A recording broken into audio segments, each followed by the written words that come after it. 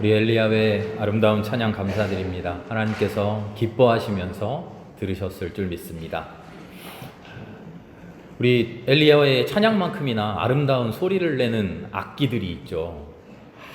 물론 그 종류에 따라서 다르겠습니다만 대부분의 악기들이 소리를 내는 원리는 그 공간이 울려나는 힘에 있습니다. 자기가 가진 고유한 울림을 공중으로 내보내는 거죠. 그게 아름다운 음악이 되는 겁니다. 우리 예배 전에도 징을 쳤는데요. 징 소리가 여운을 남기면서 길게 아름답게 이어지는 것은요, 그 안에 공간이 있기 때문이에요. 똑같은 쇳덩어리를 공간이 없이 그냥 뭉뚱그려서 육중한 쇳덩어리를 때리면 그냥 둔탁한 탁탁 소리밖에 나지 않겠죠. 그런데 그 쇳덩어리를 다듬어서 뒤에 텅 빈 공간을 아름답게 만들어 놓으니까 겉으로 우리가 눈으로 보기에는 별 의미 없어 보이는 그 공간이 가장 중요한 공간이 되어서 아름다운 소리를 만들어내는 것이죠. 얼마나 잘 그 공간을 비워내는가, 그것이 징의 아름다운 소리를 결정합니다. 얼마나 아름답게 그 공간을 비워내는가가 징의 가치를 결정하죠. 우리 눈에 보이는 징의 모습이 가치를 지니는 것은 우리 눈으로 보기에는 의미 없어 보이는 그 비어있음, 바로 그것 때문입니다. 우리의 신앙에도 바로 이런 비움이 있습니다. 그것을 신학적으로는 케노시스라고 말합니다. 오늘 우리가 읽은 빌립보서의 본문, 그것을 그리스도 찬가라고 흔히 이야기하는데요. 이 그리스도 찬가가 품고 있는 내용이 케노시스, 예수의 비움, 예수의 낮아짐이라는 거죠. 주님은 복음서를 통해서 우리에게 이렇게 말씀하십니다. 너희 가운데 으뜸되고 싶은 사람 어떻게 해라? 낮아져라. 자기 높이고 싶은 사람 어떻게 되어라? 섬기는 사람이 되어라. 자기를 낮추는 사람이 높아질 것이다. 나는 세상에 섬김을 받으러 온 게 아니라 섬기러 왔다. 모든 사람의 종이 되러 왔다. 대림절을 시작하면서 우리 모두가 깊이 새겨야 할 가장 중요한 말씀입니다. 가장 위대함은 섬김에서 나와요. 가장 위대하고 존경받는 것은 자기를 비우고 낮아지는 겸손과 섬김에서 나온다는 것을 우리는 잊지 말아야 됩니다. 디트리 본 회퍼라는 목사님이 계시는데요. 이 매우 훌륭하신 목사님께서 우리에게 많은 말씀을 남기셨는데, 주님이 어떻게 오느냐, 우리에게 예수님이 어떻게 찾아오시느냐, 세 가지 방식으로 온다, 이렇게 이야기하셨어요. 그 세 가지 방식만으로 온다 아니에요. 이 목사님이 성찰하기로 주님은 우리와 이런 세 가지 방식으로 만나시는구나. 이 목사님이 이야기 안 하신 다른 수많은 방식으로도 주님 분명히 우리를 만나주시죠. 첫 번째는 말씀이라는 거예요. 말씀 안에 우리를 만나주시는 하나님. 말씀에 우리가 응답하고 말씀에 우리가 대답할 때, 말씀을 고민하고 말씀을 붙들고 하나님을 만나고자 할 때 그 말씀 속에서 우리를 만나시는 분이라는 거죠. 하나님은 끊임없이 우리에게 말을 걸어오셔요. 아니 목사님, 저는 하나님 말씀 들은 적 없는데요. 그런 기적 경험한 적 없는데요. 물론 기적 이야기하는 거 아닙니다. 환청을 듣고 그런 다니엘아 그런 음성 듣는 그런 말씀 이야기하는 게 아니에요. 우리에게 걸어오는, 우리에게 말 거는 주님의 말씀은 우리 안에서 울려나는 의미에 대한 성찰로 우리에게 다가오시는 거죠. 두 번째는 성례전을 통해 우리 안에 현존하신다, 이렇게 이야기합니다. 성례전은 우리에게 기쁨의 순간이요, 그리스도의 구원을 마음에 담지하는 순간이기도 하지만, 사실은 성례전은 우리에게 걸림돌이 됩니다. 껄끄러워야 돼요. 주님의 피를 마시고 주님의 살을 먹을 때마다 우리는 마음속에 부담이 되어야 돼요. 나도 예수님처럼 나의 몸과 나의 피를 다른 사람을 위해 줄 수 있을까 하는 그 물음 때문이죠. 그 물음 없이 예수님의 피를, 예수님의 살을 먹고 마시면서 주님 감사합니다 한다면 우리는 참된 성숙한 그리스도인이 될 수 없겠죠. 그리스도의 피와 그리스도의 살을 먹고 마시면서 주님 감사합니다 하는 것은요, 다른 한편으로 나의 살과 나의 피를 그리스도처럼 똑같이 누구에게 나누어 줄 수 있겠느냐 하는 그런 결단에 대한 물음인 것이죠. 셋째는 공동체입니다. 말씀으로 만나주시고 성례전으로 만나주시고 공동체로 만나주신다. 교회는 그리스도의 몸이에요. 시간과 공간 안에 실존하는 주님으로서 교회 공동체는 주님을 만나는 공간이요 주님을 만나는 현실이다 이렇게 이야기합니다. 교회 공동체 안에 어떻게 만나십니까? 공동체 안에 우리가 만나는, 공동체 안에 우리가 대하는 모든 존재들, 모든 생명들, 그것이 바로 예수 그리스도가 우리를 만나주시는 방법이에요. 역사를 위해서 세상 모든 피조물 가운데 존재하고 활동하신다는 거죠. 특별히 교회라고 하는 공동체 안에서 말이죠. 그런데 주님은 공동체 안에서 우리를 만나실 때 그럴듯한 모습으로, 훌륭한 모습으로, 대단한 모습으로, 존경받는 모습으로 그렇게 만나지 않는다고 이야기하셔요. 우리 복음서의 말씀을 대림절 기간 동안 많이 읽습니다. 특별히 누가복음의 말씀을 보면 예수님께서 말구유 위에 오셨다 이렇게 하죠. 아무것도 아닌 모습으로 마치 말구유 위에 탄생하듯이 주님의 존재 방식은 I am nothing, 나는 아무것도 아니다, 그렇게 우리 곁에 계신다는 겁니다. 아무것도 아닌 모습으로 우리 곁에 계신다는 거죠.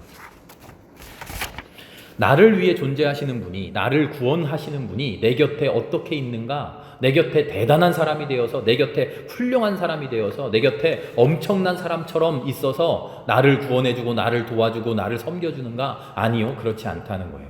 내 곁에 아무것도 아닌 존재처럼, 내가 평소에 무시하고 지나치고 하대했던 혹은 소홀히 대했던 그런 모습으로 내 곁에 계시면서 나를 온전히 살려주시는 존재라는 거죠. 이건 온 세상 종교를 통틀어서 정말 충격적인 선포예요. 모든 종교에서 신은, 구원자는 아무것도 아닌 모습이 아니라요, 가장 그럴듯한 모습으로 옵니다. 그럴듯한 모습으로, 대단한 모습으로 우리에게 와서 우리가 바라던 것을, 우리가 원하던 것을 충족시켜줘요. 그게 다른 종교들이 이야기하는 신의 모습이에요. 그런데 우리의 신, 우리의 구원자, 우리의 예수 그리스도는 그렇지 않다는 거예요. 우리의 눈에, 심지어는 그리스도를 믿고 예수를 섬기고 하나님을 믿는 우리의 눈에도, 우리의 눈으로도 지나쳐버릴 수 있는 그런 우리가 깨달을 수조차 없는 작은 존재로, 아무것도 아닌 존재로 우리 곁에 계시면서 우리를 구원하는 분이 되신다는 거죠. 그게 공동체 속에서의 하나님의 현현의 방식이에요. 무슨 이야기냐면 너희들 모여있는, 하나님을 주님 주님 하며 주님의 뜻대로 살겠다고 모여있는 그 안에서 진짜 주님이 여러분과 함께 계신데 그게 누구냐? 당신들 곁에 있는 가장 보잘것없는 사람, 당신들 곁에 있는 당신들조차도 깨닫지 못하는 낮은 자, 그게 주님이다. 그런 주님이 실은 나를 살리고 있다. 그런 이야기죠.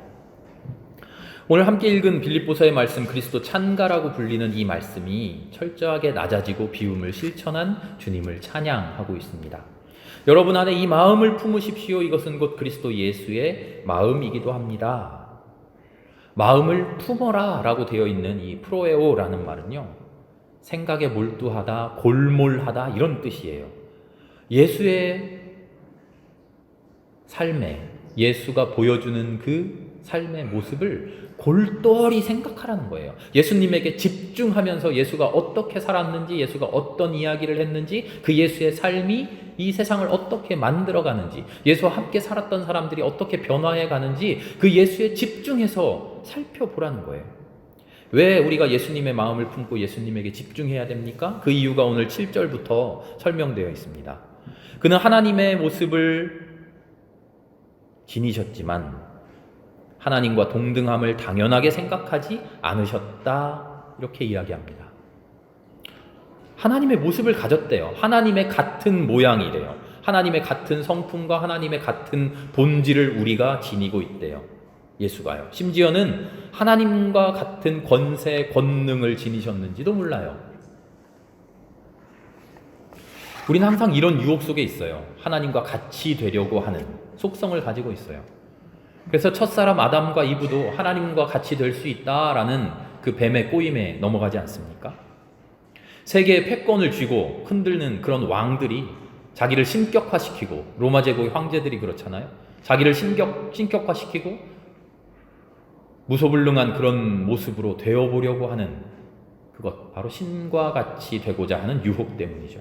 이단 사이비 교주들도 마찬가지죠. 모두 자신을 신격화시키는 일에 몰두하고 있어요. 그런 왕들, 황제들, 권세 있는 사람들만 그럽니까? 우리도 그래요. 우리 평범한 사람들도 어떻게 하면 내가 훌륭해 보일까? 어떻게 하면 성공해 보일까? 어떻게 하면 다른 사람 위에 서 볼까? 그런데 문제는 본질에 있어서, 본성에 있어서 하나님과 같이 되려고 하는 것이 아니라, 존재의 근본에 있어서 하나님과 같이 되려고 하는 게 아니라 그 모습만, 겉모습만 하나님을 닮고자 한다는 것이죠. 그래서 허망한 일입니다. 그럴듯해 보이고 신과 같아 보이는 일, 그런 일들을 추구하지만 그렇지 않다는 거죠. 오히려 그 내용은 하나님과 동떨어진 삶을 산다는 거죠. 그런데 예수는 그렇지 않았다. 예수는 어땠느냐? 예수님은 하나님과 똑같은 모습, 하나님과 똑같은 본질, 하나님과 똑같은 마음, 하나님과 똑같은 권세, 하나님과 똑같은 권능을 지니고서, 그러나 하나님의 모습처럼 존경받지 않으시고 오히려 그 모습을 버려버리셨다는 거예요. 본질은 하나님과 한없이 닮았으면서 하나님처럼 대접받는 사람 되지 않겠다. 예수가 보여준 삶이 그거라는 거죠. 내 본질은, 내 안에 있는 진짜 알맹이는 하나님과 똑같은 모습으로 나를 채워가면서 겉으로 드러나는 모습은 하나님과 전혀 닮지 않은, 하나님에게서 한없이 먼 수줍은 모습, 가난한 모습, 그런 모습으로 이 땅에 왔다는 거죠. 위대하신 하나님, 전능하신 주님, 온 땅의 지배자, 영광과 찬양 받으시는 분, 그런 모습으로 이 땅에 오시는 게 아니라 아무것도 아닌 피조물의 모습으로, 총칼과 권력 아래 굴복하는 모습으로, 복종하는 모습으로, 비난받고 멸시당하는 모습으로 오셨다는 거죠. 십자가가 그 모습의 상징이고 마구간 구유가 그 모습의 상징입니다. 이사야 42장을 보면요, 종의 노래라고 부르는 구절이 나오는데요, 예수 그리스도가 어떤 분인가를 이사야가 또 고백하고 있어요. 내가 택한 사람, 내가 마음으로 기뻐하는 그는 소리를 외치지 않고 목소리를 높이지 않고 거리에서 그 소리가 들리게 하지도 않는다. 드러나지도 않게 비천한 모습으로, 겉모습으로는 아무도 그가 나를 구원해주는 구원자인 줄 모르게 그렇게 온다는 거예요. 그런데 오셔서 진짜 하시는 일은 우리를 살리고 우리를 깨우치고 우리를 올바르게 살게 하시는 그 일을 하신다. 그렇게 사는 것이 진리이고 그렇게 사는 것이 공의이다. 너희들도 그렇게 살아라.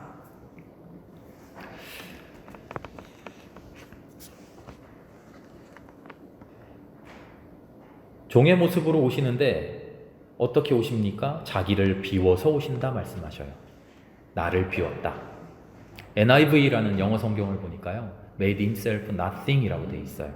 자신을 아무것도 아닌 것으로 만들었다. 나를 아무것도 아닌 것으로 만들었다. 우리는 무언가가 되려고 항상 발버둥 칩니다. 누군가에게 인정받고자 합니다. 심지어는 나를 포장해서도 그럴듯하지 않은 것, 있지도 않은 것을 거짓을 말해서까지 나를 포장하고 싶어 해요. 자기 PR 시대라고 하죠. 누가 알아주기 전에 적극적으로 나 이만큼이나 잘났어? 하고 나를 알려야 된다고 이야기해요. 그런데 주님은 그 모든 것을 철저히 비워내고 낮아지고 복종하시고 순종하셨다는 거예요. 여러분, 이 마음을 품으십시오라고 바울이 권면하는 것은요, 우리의 삶의 양식을 버리고 높아지려고 하고 그럴듯해 보이려고 하고 존경받으려고 하고 나를 드러내려고 하는 그런 삶의 양식을 버리고 바로 이런 예수님의 삶의 양식에 집중하고 골몰해보고 그런 삶의 방식에 몰두하라는 말씀이죠. 우리는 과연 이렇게 낮아질 수 있습니까? 자기 자신을 아무것도 아닌 것으로 만들 수 있겠습니까? 예수님의 권면이 우리에게 다가온다는 거죠. 어떻게요? 우리 공동체를 통해서. 공동체 안에 실로 그런 삶을 살아가는 우리의 면면을 통해서 말이죠. 우리 공동체 안에 그런 예수의 모습을 보여주는 이들이 너무나 많이 있어요. 낮은 곳에서, 아무도 보지 않는 곳에서, 작은 일에서 섬기고 드러내지 않으면서 봉사하고 드러내지 않으며 기도하고 누가 나를 알아주지 않아도 그저 아름답게 하나님 앞에 순종하는 모습으로 이름 없이 빛도 없이 그렇게 사는 모습들이 너무나 많이 있죠. 이름 없이 빛도 없이 살기에 제가 이런 일 저런 일 있습니다라고 말씀드리지도 못해요. 저조차도 모르게 교회를 섬기고 사회를 섬기고 이웃을 섬기고 가족을 섬기고 서로를 섬겨가는 그런 모습들이 우리 안에 있다는 거예요. 그게 바로 주님이 공동체를 통해서 우리와 함께 현존하시는 방식이라는 거죠. 9절의 말씀은 놀라운 반전을 이룹니다. 9절은 그러므로 라는 말로 시작돼요. 나를 비우고 나를 낮추고 복종했더니 높여주시고 뛰어난 이름을 주셨다는 거예요. 대반전이 일어나죠. 우리는 자신을 낮추면 짓밟힌다고 생각합니다. 실제로 세상이 그렇죠? 나를 낮추면 무시당한다고 생각해요. 실제로 세상이 그래요. 내가 나를 드러내지 않고 겸손하려고 하면 진짜 못난 사람인 줄 알아요. 무시해요. 저 사람 별거 아니야. 별 볼 일 없어. 자기 스스로도 그렇게 얘기해. 저거 못한대. 그래서 우리 세상에서 끊임없이 나를 드러내야 돼요. 나 이것도 할 수 있어. 나 자신감 있어. 이런 능력 가졌어. 나 무시하지 마. 그런데요, 낮추었더니, 복종했더니, 섬겼더니 높아지고 뛰어난 이름을 얻었다는 겁니다. 이 말을 오해하시면 안 돼요. 세상에서 높아지고 세상에서 뛰어나기 위해서 낮아져야겠구나, 그런 방법적인 꼼수를 쓰라는 게 아니에요. 여기서 이야기하시는 높아짐, 여기서 이야기하시는 뛰어난 이름은 우리가 생각하는, 우리가 원하던, 세상이 권유하는 그런 높아짐, 그런 뛰어난 이름과 전혀 다른 높아짐이요, 전혀 다른 뛰어난 이름인 것이죠. 이것이 낮춤과 비움에 대한 하나님의 대답이요, 하나님의 반응이에요. 낮아진 삶을 살아봐라, 섬기는 삶을 살아봐라, 세상에서 무시당하고 세상에서 비천하고 세상에서 멸시당하면서 손가락질 당하면서 별 볼 일 없는 사람이야. 그저 저런 일이나 저급한 일이나 저렇게 사는 사람이야. 손가락질 당할지 모르겠지만 그것이야말로 하나님 앞에 가장 뛰어난 일이요, 하나님 앞에 가장 높여지는 일이요, 하나님이 기뻐하고 즐거워하시며 우리에게 영광의 면류관을 씌워주시는 바로 그런 일이다, 하나님 말씀해 주시는 거죠. 세상에 뛰어난 이름, 세상에 높아지는 일, 그것을 택하시겠습니까? 아니면 낮아져서 비천해지고 섬기면서 하나님이 높여주시는 그 영광 얻으시겠습니까? 예수를 통해서 우리에게 도전해 오시는 거죠.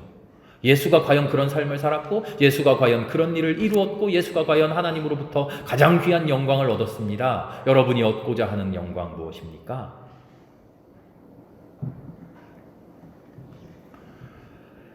하나님은 그를 높이고 뛰어나게 하시고 모든 무릎을 그의 발 아래 꿇게 하시고 저 밑바닥까지 낮아진 예수를 그리스도라 시인하게 하신다. 바울은 이렇게 고백합니다. 우리가 사는 세상에서 우리가 예수님을 믿고요, 예수님 말씀대로 잘 살고 낮아지고 섬기고 복종하고 그렇게 살면 언젠가는 세상 사람들이 우리를 알아주고 인정하고 야 훌륭해, 무릎 꿇으면서 우리를 경배하게 된다? 그런 이야기가 전혀 아닙니다. 우리는 마지막 주님 곁에 가는 그 순간까지 계속 낮고 비천하고 복종하고 섬기는 삶을 살아가게 될 것입니다. 그러나 모든 무릎이 우리의 발 아래 꿇어지고 밑바닥까지 낮아진 우리가 높아지는 것은 오직 하나님 앞에서 뿐일 것입니다. 그것을 소망할 수 있겠습니까? 바울이 우리에게 묻고 있는 거죠. 예수님의 삶을 통해서 우리에게 던지고 있는 거죠. 오늘 그리스도인들에게는 이런 승리가 약속되어 있는 것입니다. 이것을 교회에서는 종말론적인 소망이라고 이야기합니다. 이 세상이 끝나고 몇 년, 몇 월, 며칠에 대재앙이 와서 마지막 사탄과의 전쟁이 일어나고 아마겟돈 전쟁, 그런 이야기가 아닙니다. 나의 삶을, 나의 마지막을, 나의 삶의 끝판을 하나님 앞에 아름다운 모습을 끝까지 지켜갈 수 있겠습니까? 세상에서의 높여진 이름과 세상에서의 칭찬과 세상에서의 뛰어난 이름 얻지 못할 것입니다. 그럼에도 끝까지 하나님의 약속 지킬 수 있겠습니까? 그럼에도 끝까지 낮아지며 비천하며 섬기는 삶을 살아갈 수 있겠습니까? 공동체 안에서 아무도 알아주지 않고 아무도 인정해주지 않고 저 사람 대단한 사람 아닌데? 그저 평범한 사람인데? 그런 소리를 끝까지 듣더라도 내 마음속 계신 나를 지켜주시고 나를 인정해주시는 주님 앞에서 그래 너 훌륭하게 살았다. 그래 너 진실하게 살았다. 그 말씀 듣기 위해 끝까지 그 약속 붙들 수 있겠습니까? 하나님 우리에게 도전해 오시는 거죠. 예수님은 과연 그 약속을 끝까지 붙드셨어요. 세상이 패배자라고, 세상이 나무에 달린 자라고, 십자가에 달린 자라고 그럴듯하게 사람들 선동하는 것 같더니 아무것도 이루지 못하고 그저 십자가에서 죽었다고 그렇게 손가락질했지만 그 손가락질 끝까지 받으시면서 예수님은 그 종의 삶을 끝까지 완수해내셨죠. 돌파해내셨죠. 바울은 그래서 우리에게 이렇게 권면합니다. 두려운 마음으로, 떨리는 마음으로 자기의 구원을 이루어 나가십시오. 우리는 구원을 바랍니다. 그러나 구원은 마냥 즐겁고 마냥 신나는 일 아닙니다. 절대 아닙니다. 구원은 두려운 일입니다. 구원은 떨리는 일입니다.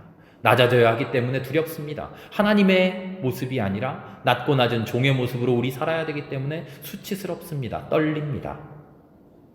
예수님은 자기의 구원을, 그 구원의 완성을 허름한 말구유에서 시작하셨습니다. 그리고 수치스러운 십자가에서 완성하셨습니다. 오늘 그리스도의 탄생을 기다리는 대림절을 시작하면서 나의 구원 어디에 있는가? 내가 누워야 할 말구유, 내가 달려야 할 십자가 어디에 있는가? 그것을 찾아낼 수 있는 우리가 될 수 있기를 바랍니다. 그 말구유를 거절하지 않고 그 십자가를 사양하지 않고 그 말구유에 내 발 디뎌보고 십자가 위에 내 손 얹어보는 그런 우리 모두들 될 수 있기를 기도합니다. 함께 기도드리겠습니다. 하나님, 이 땅에 우리를 구원하시는 구주로 오신 예수 그리스도를 기다리는 계절 보냅니다. 그러나 아무것도 하지 않고 나를 그저 구원해 주십시오. 그리 기다리는 것이 아니라 주님, 나도 주님처럼 구원자의 삶을 한순간만이라도 살아보겠습니다. 결단하며 기다리는 우리들 되게 하여 주시옵소서. 그래서 나에게 허락된 말구유가 어디인지, 나에게 허락된 십자가가 어디인지 찾아보며 그 안에 내 몸을 뉘고 내 손을 못 박을 수 있는 그런 우리가 되게 하여 주시옵소서. 모든 말씀 예수님의 이름으로 감사하며 기도합니다. 아멘.